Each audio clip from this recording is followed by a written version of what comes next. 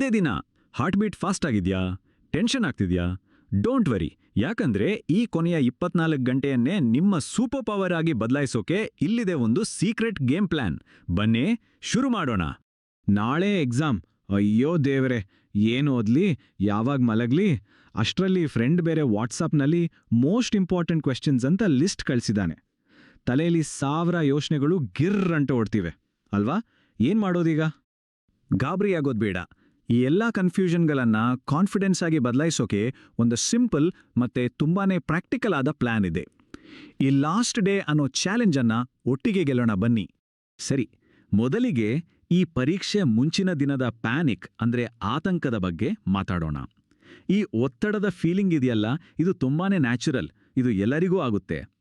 ಮನ್ಸಲ್ಲಿ ಏನೇನೋ ಓಡ್ತಾ ಇರುತ್ತೆ ಅಲ್ವಾ?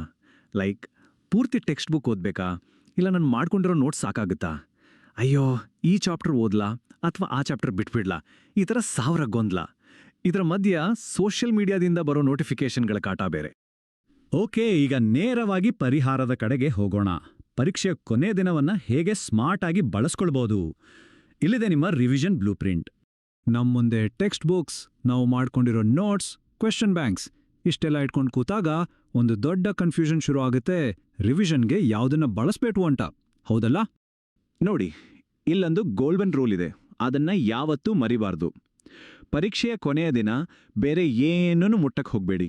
ಕೇವಲ ನಿಮ್ಮ ಮೇನ್ ಟೆಕ್ಸ್ಟ್ ಬುಕ್ನಿಂದ ಮಾತ್ರ ರಿವೈಸ್ ಮಾಡಿ.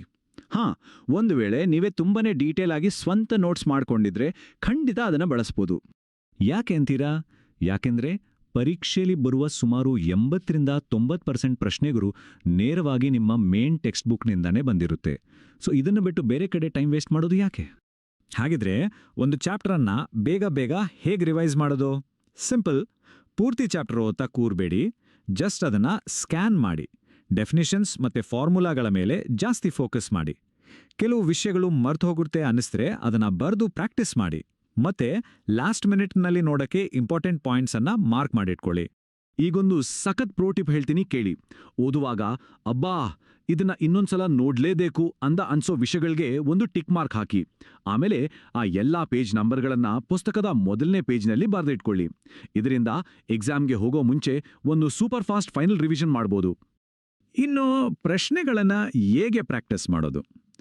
ಮೊದಲು ಟೆಕ್ಸ್ಟ್ ಬುಕ್ನಲ್ಲಿ ಸಾಲ್ವ್ ಮಾಡಿರೋ ಉದಾಹರಣೆಗಳನ್ನ ನೋಡಿ. ಬೇರೆ ಪ್ರಶ್ನೆಗಳಿಗೆ ಪೂರ್ತಿಯಾಗಿ ಉತ್ತರ ಬರೆಯೋ ಬದಲು ಮನಸ್ಸಿನಲ್ಲೇ ಆನ್ಸರ್ ಅನ್ನ ಫ್ರೇಮ್ ಮಾಡಿ. ಫಾರ್ಮುಲಾಗಳನ್ನ ರಿವೈಸ್ ಮಾಡೋಕೆ 1-2 ಲೆಕ್ಕ ಮಾಡಿದ್ರೆ ಸಾಕು. ಒಂದು ವೇಳೆ ಮ್ಯಾಥ್ಸ್ ಆಗಿದ್ರೆ ಬೇರೆ ಬೇರೆ ತರಹದ ಒಂದೊಂದು ಪ್ರಶ್ನೆಯನ್ನ ಕವರ್ ಮಾಡಿ. ಸರಿ, ಏನ್ ಮಾಡಬೇಕು ಅಂತ ಗೊತ್ತಾಯ್ತು. ಆದ್ರೆ ಏನ್ ಮಾಡಬಾರ್ದು ಅನ್ನೋದು ಅದಕ್ಕಿಂತನೂ ಹೆಚ್ಚು ಇಂಪಾರ್ಟೆಂಟ್. ಬನ್ನಿ ಕೊನೆ ದಿನದ ತಪ್ಪುಗಳ ಬಗ್ಗೆ ತಿಳಿದುಕೊಳ್ಳೋಣ. ಇದನ್ನೊಮ್ಮೆ ಗಮನವಿಟ್ಟು ಕೇಳಿ. ಸಿಲೆಬಸ್ನಲ್ಲಿರೋ ಎಲ್ಲಾ ಚಾಪ್ಟರ್ಗಳನ್ನ ಕವರ್ ಮಾಡಿ, ಅದು ಸರಿ. ಆದ್ರೆ ಅದೇ ಸಮಯದಲ್ಲಿ ವಾಟ್ಸಾಪ್ನಲ್ಲಿ ಫಾರ್ವರ್ಡ್ ಆಗೋ ಹೊಸ ಪ್ರಶ್ನೆಗಳಿಂದ ದೂರವಿರಿ ಪ್ಲೀಸ್. ನಿಮ್ಮ ಸ್ವಂತ ಪುಸ್ತಕ ಮತ್ತು ನೋಟ್ಸ್ಗೆ ಅಂಟ್ಕೊಳ್ಳಿ. ಕೊನೆ ಕ್ಷಣದಲ್ಲಿ ಫ್ರೆಂಡ್ ನೋಟ್ಸ್ ತಗೊಂಡು ಓದೋ ಸಾಹಸ ಬೇಡವೇ ಬೇಡ. ಪೇಪರ್ ಫಾರ್ಮ್ಯಾಟ್ ಹೇಗಿದೆ ಅಂತ ನೋಡ್ಕೊಳ್ಳಿ ಅಷ್ಟೇ. ಆದ್ರೆ ಹೊಸದಾಗಿ ಒಂದು ಇಡೀ ಕ್ವೆಶ್ಚನ್ ಪೇಪರ್ ಬಿಡ್ಸೋಕ್ ಹೋಗ್ಬೇಡಿ. ಒಂದೇ ವೇಳೆ ಓದುವಾಗ ಫೋನ್ನಿಂದ ಡಿಸ್ಟರ್ಬ್ ಆಗ್ತಿದೆ ಅಂತ ಅನ್ಸಿದ್ರೆ ಒಂದೇ ಒಂದು ಧೈರ್ಯದ ನಿರ್ಧಾರ ತಗೊಳ್ಳಿ. ನಿಮ್ಮ ಫೋನನ್ನು ಅಪ್ಪ ಅಮ್ಮ ಕೈಗೆ ಕೊಟ್ಬಿಡಿ. ನಂಬಿ, ಇದು ನಿಮ್ಮ ಗಮನವನ್ನು ಬೇರೆಡೆಗೆ ಸೆಳೆಯುವ ಅತಿದೊಡ್ಡ ಶಸ್ತ್ರವನ್ನು ದೂರವಿಡುತ್ತೆ. ಈಗ ಬಂತು ನೋಡಿ $1 ಮಿಲಿಯನ್ ಪ್ರಶ್ನೆ. ರಾತ್ರಿ ಇಡೀ ಎಚ್ಚರವಾಗಿದ್ದು ಓದಬೇಕಾ ಅಥವಾ ಬೇಗ ಮಲಗಬೇಕಾ? ಒಂದು ವಿಷಯ ನೆನ್ಪಿಟ್ಕೊಳ್ಳಿ, ನಿದ್ದೆಗಣ್ಣಿನಲ್ಲಿರೋ ಮೆದುಳಿಗಿಂತ ಚೆನ್ನಾಗಿ ವಿಶ್ರಾಂತಿ ಪಡೆದ ಮೆದುಳು ಚುರುಕಾಗಿ ಕೆಲಸ ಮಾಡ್ತದೆ. ಅದಕ್ಕೆ ರಾತ್ರಿ 10 ಅಥವಾ 11 ಗಂಟೆಯೊಳಗೆ ಮಲ್ಗೋಕೆ ಟ್ರೈ ಮಾಡಿ. ರಾತ್ರಿ ಇಡೀ ಓದುವುದು ಖಂಡಿತವಾಗ್ಲೂ ಒಳ್ಳೆ ಐಡಿಯಾ ಅಲ್ಲ. ಸರಿ, ಟಿಪ್ಸ್ ಎಲ್ಲ ಆಯ್ತು. ಈಗ ಕೊನೆಯ ಮತ್ತು ಎಲ್ಲದಕ್ಕಿಂತ ಮುಖ್ಯವಾದ ಭಾಗಕ್ಕೆ ಬಂದಿದ್ದೇವೆ. ಪರೀಕ್ಷೆಯನ್ನು ಎದುರಿಸಲು ಬೇಕಾದ ಆ ಗೆಲ್ಲುವ ಮನಸ್ಥಿತಿ, ಅಂದ್ರೆ ವಿನ್ನಿಂಗ್ ಮೈಂಡ್ಸೆಟ್. ನಮ್ಮ ಶಾಲೆಯ ಪ್ರಾಂಶುಪಾಲರು ಒಂದು ಅದ್ಭುತ ಮಾತು ಹೇಳಿದ್ರು. ಟೆನ್ಷನ್ ಮತ್ತು ನರ್ವಸ್ ಆಗೋದು ತಪ್ಪೇನಲ್ಲ. ಇದರರ್ಥ ನಿಮ್ಗೆ ಪರೀಕ್ಷೆ ಮತ್ತು ಅದರ ಫಲಿತಾಂಶದ ಬಗ್ಗೆ ಕಾಳಜಿ ಇದೆ ಅಂತ. ಸೊ ಆ ಫೀಲಿಂಗ್ ಅನ್ನ ಒಪ್ಕೊಳ್ಳಿ. ಈ ಭಾವನೆ ಕೇವಲ ನಮಗೊಬ್ಬರಿಗೆ ಬರೋದಲ್ಲ. ದೊಡ್ಡ ದೊಡ್ಡ ಕ್ರೀಡಾಪಟುಗಳು, ನಟರು, ಅಷ್ಟೇ ಯಾಕೆ ಜಗತ್ತಿನ ಎಲ್ಲಾ ವಿದ್ಯಾರ್ಥಿಗಳು ಹೀಗೇ ಫೀಲ್ ಮಾಡ್ತಾರೆ. ಹಾಗಾಗಿ ಇದೊಂದು ತುಂಬಾನೇ ಸಾಮಾನ್ಯವಾದ ಅನುಭವ.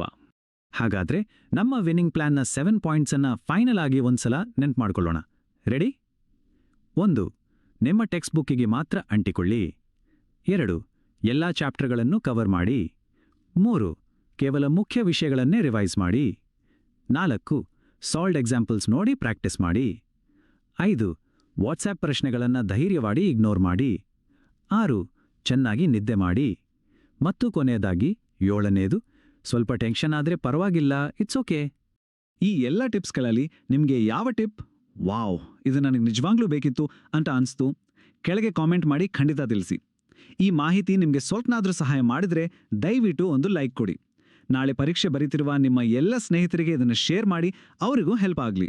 ಮತ್ತು ಇದೇ ತರಹದ ಯೂಸ್ಫುಲ್ ವಿಷಯಗಳಿಗಾಗಿ ನಮ್ಮ ಚಾನೆಲ್ಗೆ ಸಬ್ಸ್ಕ್ರೈಬ್ ಆಗೋದನ್ನು ಮರಿಬೇಡಿ. ನಿಮ್ಮ ಪರೀಕ್ಷೆಗೆ ನಮ್ಮ ಕಡೆಯಿಂದ ಆಲ್ ದ ವೆರಿ ಬೆಸ್ಟ್. ಚೆನ್ನಾಗಿ ಮಾಡಿ.